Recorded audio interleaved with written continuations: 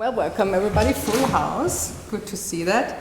As I was already mentioned, I'm from the Center for Development Research, and the center here at BOKU is dealing with research on development, obviously, mostly with partners in the Global South.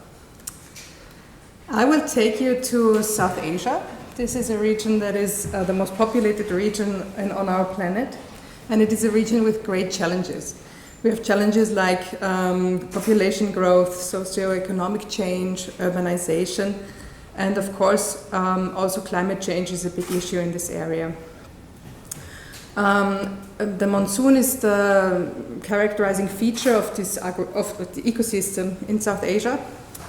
As you can see, it has a very big influence on the vegetation. On the top you see the dry season, and on the bottom you see the monsoon season. It influences which crops can be planted and in which pattern, at which time, and the climate change affects it very much as it increases the events, drastic events like floods or droughts. The temperatures are increasing, but the rainfall in general is declining, which of course has a big effect on agriculture in the region. This development affects most smallholder farmers who farm on less than 2 hectares of land in this area. Here you see a couple from India that has participated in our project.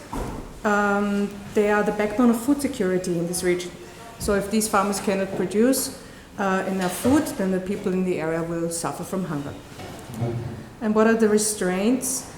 For the smallholder farmers, they are remote often, so they don't have access to knowledge and technologies or farming inputs, but also the central agricultural research systems do not provide solutions that are useful for these farmers.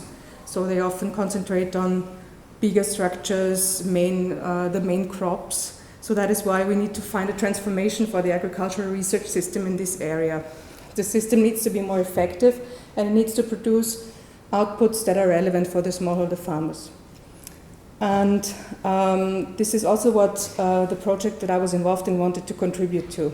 The project was funded by the European Union. It was called SAF-BIN, Strengthening Adaptive Farming in Bangladesh, India and Nepal, and conducted by civil society organizations and research partners from Europe and from the region. It took 5 years, and it applied a multi-sectoral approach. The project setting was in India, Nepal, and Bangladesh. We were working together with farmers in 9 districts in the 3 countries and 4 agroecological zones.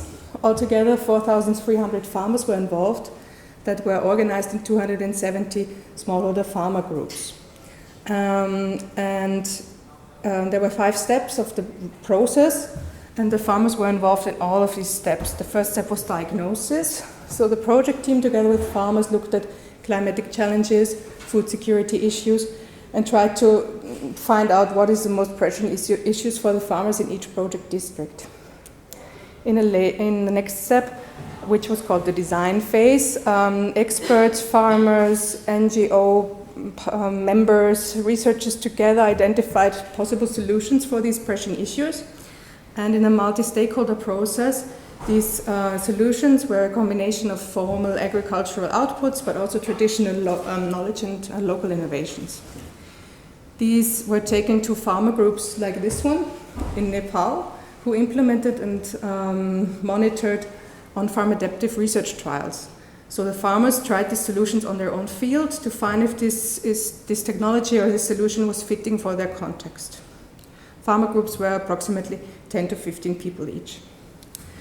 The 4th phase was the implementation and monitoring phase, in which the farmer groups monitored the trials, they collected data, they analyzed data, they simply looked how the different combinations they were trying out performing.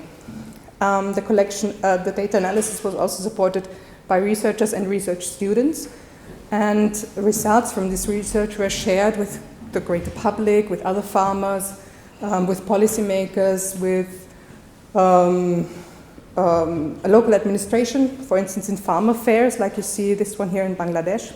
So it was important for the project that what was actually found out during our activities was also shared with the public. So which results did we have?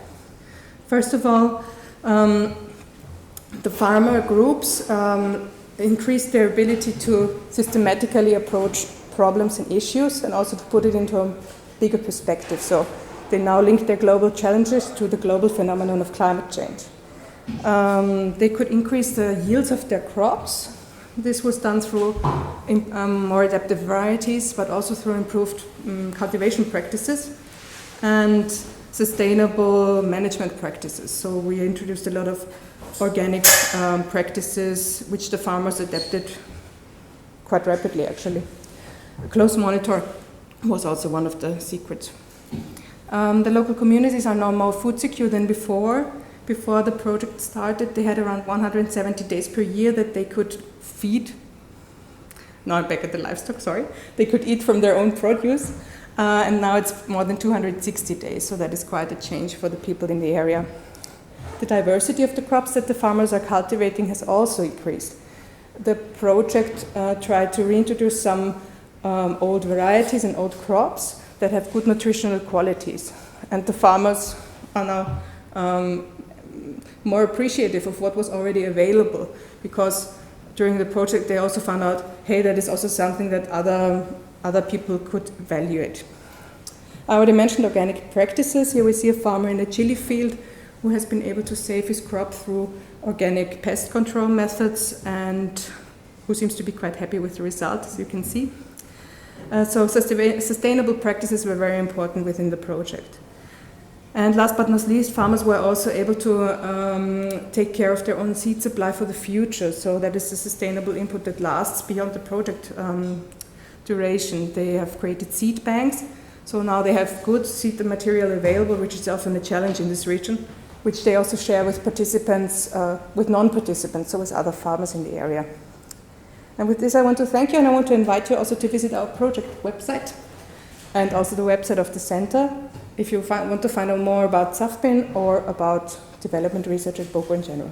Thank you very much.